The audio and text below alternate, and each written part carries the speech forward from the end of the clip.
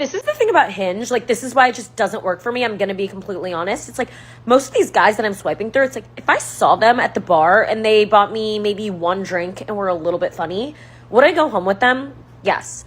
Here's the thing, though. It's like when I have to start perceiving them through Hinge and overanalyzing videos of them playing the guitar and their prompts saying I'm overly competitive about everything, it's just like, I'm like, Hallie, you cannot stoop so low to, like, match with them. Like, ew. But it's like at the same time, if I just met them organically, like, I could be married to them. Who knows? So, why is this delightful young lady going to die alone?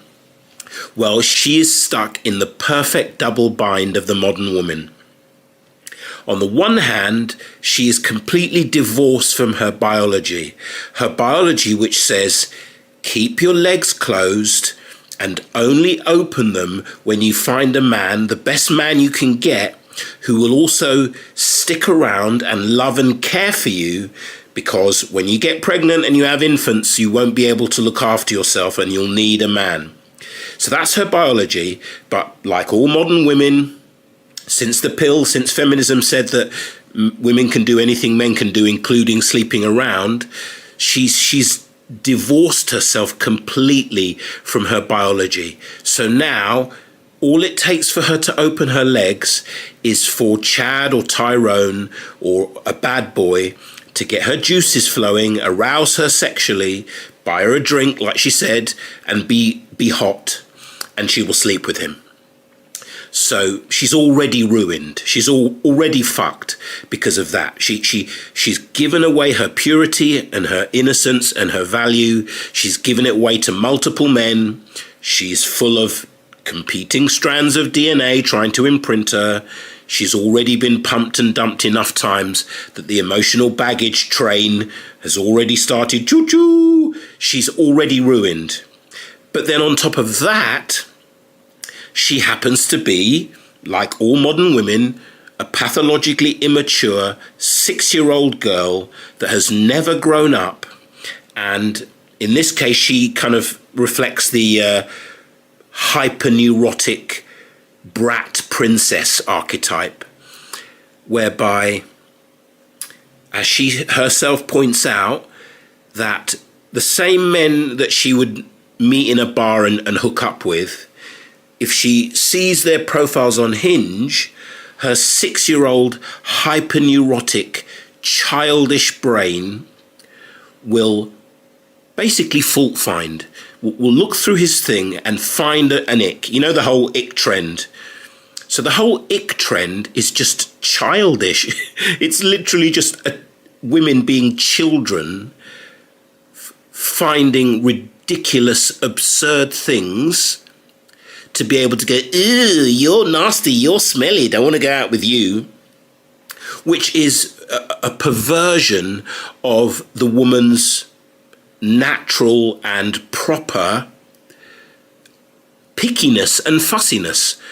The woman is supposed to be picky and fussy. They're supposed to be picky and fussy so that they only choose the best man she can get based on her level, her looks, and also a man that will stick around. So women are supposed to be picky and fussy, but because they're divorced from their biology, the natural picky and fussy has morphed and metastasized into the ick, which is just a childish, absurd, nothing to do with choosing the best man, the best genes, a good man, and purely to do with meeting the impossible standards of a 6-year-old entitled princess brat. And so, because of the entitlement, because of the brattishness, because of the ridiculousness of the icks, she will reject decent men. Normal, good, normal, decent men who do the wrong thing at the wrong time and get the ick. She will reject them whilst at the same time opening her legs for all of the wrong men. So she's in the perfect double bind where she literally cannot help but reject decent men and cannot help but be filled with more DNA and more semen and more baggage and more emotional trauma from the wrong kind of man. Henceforth, she will die alone. Moving on.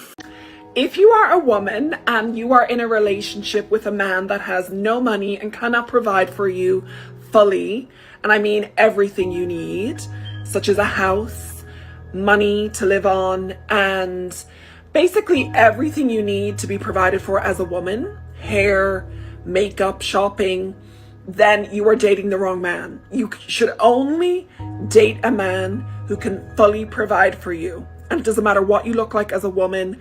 If you're fat, if you're skinny, if you're ugly, you should only date a man who can fully provide for you. So if you married a man that cannot do that, if you're dating a man that cannot do that, you're doing it wrong. Now, you don't need me to tell you why she is going to die alone, but I think it will be a fascinating exercise for me to act as a forensic pathologist to break down the absolute insane pathology that causes so many women, single women, to say things as insane as she has just said. So, first of all, it's clearly, everything she said is clearly nonsense. She is the epitome of a number of old school phrases I'm sure you've heard, yeah? So first of all, single women keep women single. So I'll talk about how she exemplifies that. Another phrase, famous Al Bundy phrase from Married with Children, don't try to understand women. Women understand women and they hate each other. She's the epitome of that as well. And then the third one is, you can like women and you can understand women, but you can't do both. She is the epitome of that as well. So, first of all, she's single, so she's a failure. She has not managed to secure a man that loves and cares for her and is prepared to look after her, regardless of whether it's paying for everything or just going 50-50 like a normal couple. She's a failure.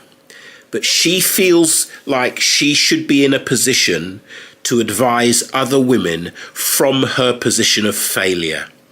And unfortunately, plenty of women will listen to her, and this is how single women keep women single. But why is she giving such terrible advice? Because let's face it, the only women that can genuinely expect to get a man who will literally take care of them completely so that they never have to lift a finger are 9s and 10s. The most beautiful women in the world are the only women that can secure a man rich and successful enough that will fall for her enough to say, okay, I'll take care of everything, just be my wife. You're so beautiful, you're so wonderful. And she will need to be beautiful inside and out as well, because there are plenty of 9s and 10s that are complete bitches, and a rich and successful man is not going to give his life and earnings and half of his wealth to a 9 or a 10 who's a bitch. So the only women that will get what she is saying all women deserve are literally the most beautiful women in the world, both inside and out. So her advice is utterly insane. 99% of women will not and do not deserve a Prince Chad, Prince Charming to come and pay for everything in their life so that they can just be a stay-at-home princess living the life of royalty. So her advice will keep women single, and that's why she's giving it, because she can't get that ridiculous, entitled Disney princess dream of a man to take on everything for her, because she keeps meeting men that she wants that from, and they just pump and dump her and ghost her. In her bitter vindictiveness, she wants to make sure no other woman gets it either. Crabs in a bucket. This is why women hate each other, because she's basically said, if I can't have my entitled princess dream of being swept away and taken care of for the rest of my life, so I never have to lift a finger or do anything or grow or be a good person, I just get taken care of because I am superior, I'm a princess, I'm entitled. Because I can't have it, then none of those bitches can have it. That's literally what she was doing. And that explains single women keeping women single. That explains don't try to understand women because women understand women and they hate each other. She's just hating all other women because she can't get what she wants. And that also explains you can like women and you can understand women, but you can't do both. That is just a horrible person. That woman is a horrible person that is so entitled, her ego is so big that because she failed to have her fantasy that she is the queen of the world and deserves everything she wants, because that fantasy was not fulfilled and instead she was fucked and used and abused and dumped, she is full of so much hate and bile and bitterness that she will pose as one of the sisters trying to help other sisters get what they deserve and what they're entitled to by telling them, basically, don't have a relationship unless you meet a man that will take care of absolutely everything, knowing full well none of them are going to get that. So they will be miserable and single just as she is, and that's the reason she's doing it. It's an evil world we live in. The world isn't evil. The evil lies in the hearts of human beings. And it lies in the hearts of certain human beings more often than it does other human beings. And I'll leave you to work out who I mean by that. Moving on. Your ex does still think about you, whether that's for better or for worse. But every time I do a Q&A, one of the questions I get is, does my ex still think about me? And I can tell you without knowing anything about your specific situation that yes, your ex does still think about you.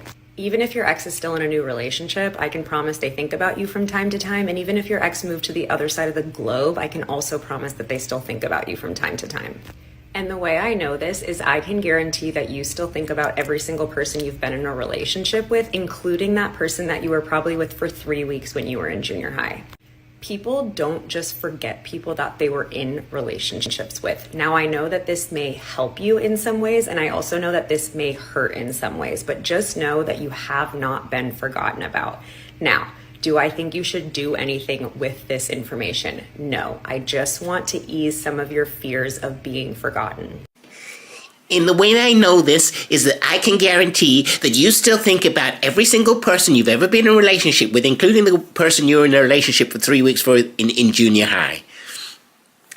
I mean, the level of childish, ignorant, delusional thinking that causes women to, she's a counselor or something, to both give that kind of moronic advice and to listen to that kind of moronic advice. It boggles my mind. I've got another series called Revoke the Vote, where I say that modern women should not be granted the right to vote or any other adult right given in a free country because they're not adults. Here we have more proof that she has the thinking of a 5-year-old girl whose brain has not developed the ability to put her consciousness in somebody else's shoes. That is the case with children up until the age of 6.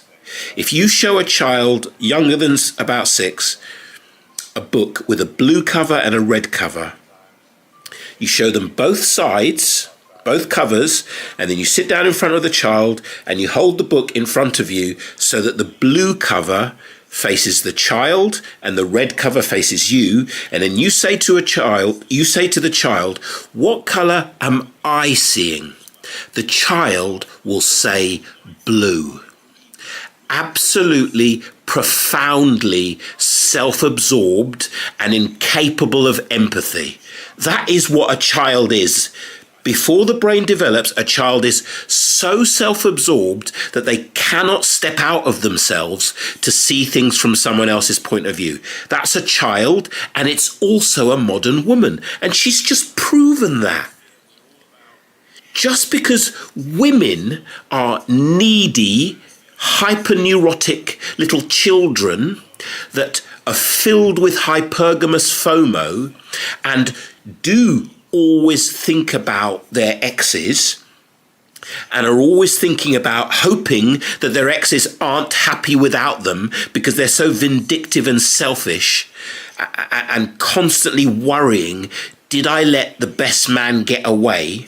Because women are always thinking about their exes, and because she is incapable of seeing things from a man's point of view, and because she is so self-absorbed, she thinks that the whole world is an extension of herself. She thinks that men are like women, like we sit there thinking about our exes all the time. Like a fucking child, like a little neurotic child. Oh, I wonder what she's doing. I wonder what she's doing. No. For God's sake, these women are insane. Who does she think she is, guaranteeing to women that men think like women think, that men act like women act, that men are as needy and neurotic and childish as women are? Just absolutely ridiculous. It's just ridiculous that these people are allowed to have social media accounts and are allowed to spout this absolute 6-year-old childish nonsense as though it had some iota of sense to it. Moving on. Let's talk about coffee dates and walks. So I work as a professional dating coach for men, and I'm always going to give you guys the straight truth, no crap. So here's the thing. You can go on coffee dates, you can go on walks, you can go on drink dates, dinner dates, whatever your heart desires. If it's your personal preference, do it. That being said, you are going to turn a lot of women off by suggesting a walk or a coffee date. And no, that does not mean they are all greedy little gold diggers. It just means they don't like going on coffee dates or walks. And it may be because they're old-fashioned. Maybe they hate the taste of coffee. Maybe they are gold diggers. Who knows? And yes, if you hold out long enough, you can find a woman who will mesh just fine with you on a coffee date, if you're willing to hold out. But if you find yourself being turned down for coffee dates, or your coffee dates aren't going well, it might be time to rethink your strategy. You might be closing the door to a lot of potential great women by suggesting coffee dates or walks. Again, there's nothing wrong with having a first date preference. I'm just saying that that preference might turn down good potential people. There is a special place in hell reserved for female dating coaches for men. If you want to catch fish, you don't ask the fucking fish how to catch it. Women don't even know what turns them on until it turns them on. Women have no idea what they want from a man. So a woman cannot tell a man what he needs to do to get a woman, because she doesn't even fucking know. If you are going to get dating advice or learn game, learn it from a man who is not that good looking, but gets plenty of pussy. That is somebody who understands what it takes. And he's probably a natural anyway. He probably naturally knows how to treat 'em mean and keep 'em keen, because that's all it boils down to. Women are easy. Just don't validate them. Don't agree with them. Don't pedestalize them. Don't lead with your wallet. Don't lead with romance. Play hard to get. Be like a Chad. Be like a bad boy. Treat 'em mean and keep 'em keen. That's all you really need to know about women. They are so childlike and at the mercy of their biology and their arousal system, that if you are unpredictable, if you are a mystery, if you frustrate her and don't act like all the other men she's ever met who want to sleep with her, if you don't act like them, she will not be able to help. Her curiosity killed the cat, curiosity killed the pum-pum, the kitty. She will not be able to help but chase after you. So you don't need female dating coaches. And she's just demonstrated exactly why you don't need them. She thinks it's possible for you to put off a good woman, an otherwise good woman, by only going on coffee dates, which shows she doesn't understand what we understand, which is if a woman requires you to spend a certain amount of money by going on a certain type of first date, she is disqualified. She is an entitled modern woman that thinks she is the prize, and therefore you have to jump through hoops to prove yourself to her. Absolutely not. That is a product of modern women's minds being corrupted by feminism. She is not the prize. You are the prize. Women are the gatekeepers of sex. They are the ones who decides who has sex. Men are the gatekeepers of relationship. We are the ones who decide who gets into a long-term relationship and who gets married. Therefore, we are the prize. If a woman wants marriage and children, which ultimately they all want, even if their feminist programming tells them they don't, when their body clocks kick in, they want kids, and no woman in her right mind wants to be a single mother, wants to have to do it on her own. So women need a man to wife them up so that they can have kids and raise a reasonably functional and healthy family. Therefore, the man is the fucking prize, you moron. I'm talking to her. These women, they just don't get it. The man is the prize. And so, all the men that I recommend, if you're going to go out on dates, absolutely go to the park, go on a coffee date. Do not spend any money on a woman on a first date. It is the simplest and easiest way to filter out a modern woman. If she expects more than a coffee or more than a walk in the park, then that tells you I'm not interested. Disqualified. Disqualified. Because a good woman, the type of woman who is an adult, a responsible adult, who can admit her mistakes, say sorry, be accountable, be coachable, be led, can grow with you, and can therefore be a good wife and a good mother, doesn't give a shit about how much the first date costs. She doesn't give a shit. That 1 in 10, 1 in 20 good women, needle in a haystack that you're looking for in the West, she doesn't give a shit how much the first date costs. So never spend money on a woman on the first date.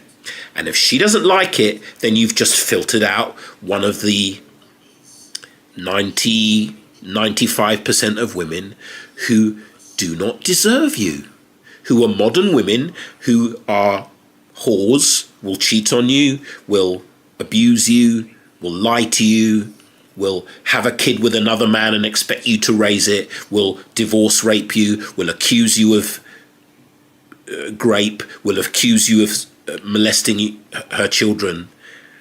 Just steer well clear. And there's so many simple filters. If they wear too much makeup, disqualified. If they need you to do more than a coffee date, disqualified. And please, for the love of God, never listen to a woman tell you how to get a woman. Thanks for watching. See you in the next one.